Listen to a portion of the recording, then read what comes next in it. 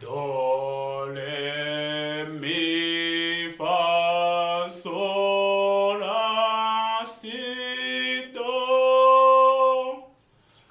Do, si, la, so, fa, mi, re, do. Ibyiza bitanu cyangwa se impamvu eshanu zikwiriye gutuma nawe wiga solfège cyangwa se amanota y'umuziki.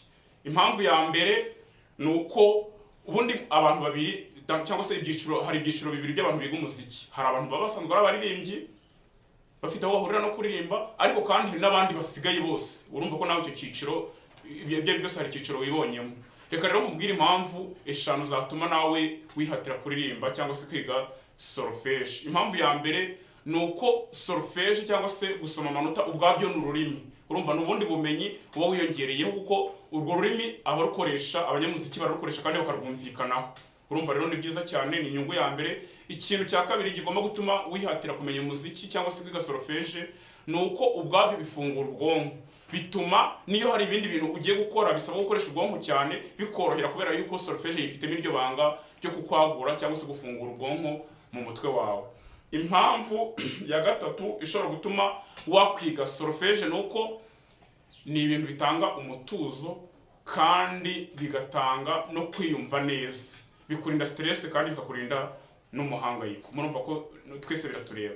Hanyuma impamvu ya kane, noneho ndavuga ku basanzwe ari abaririmbyi, bituma ibyumviro by'ubwonko by'amatwi yawe bizamuka ku buryo iyo hari ahantu abantu bari kuririmba bagatana, wowe uhita ubyumva vuba, ku buryo ubaye uri kumwe nabo wahita ugira uruhare no kuba byakosorwa.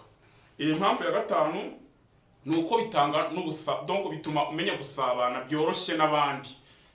Solfège yifitemo ibanga rikora ku mibanire yawe n'abandi bantu basanzwe cyane rwose, ku buryo nabyo ni indi nyungu nziza waba ukeneye.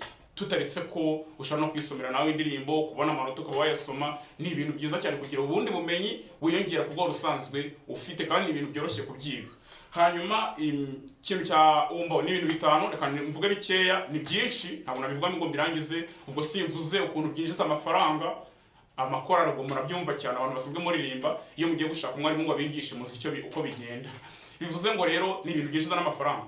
Hanyuma kugira ngo iki kiganiro kitaba kirekire, nari mbakoreye umuntu wumva yifuza kuza kwiga muzika, yumvise ibyiza byayo bimureba, wakwinjira muri channel yacu yitwa Ndabakunda TV. Amasomo ariho turacyashyiraho n'ayandi, kandi rwose ufite ikibazo wanyandikira ukanka gusobanurira. Hanyuma ntusige udakoze ka comment cyangwa se na ka like, bibaye ikirakorohera muri ibyo ngibyo, kugira ngo dukomeze tubane mbone yuko mwakuri iki kiganiro cyanjye. Ciao ciao, Imana ibarinde. Nitwa Haragirimana Theophile.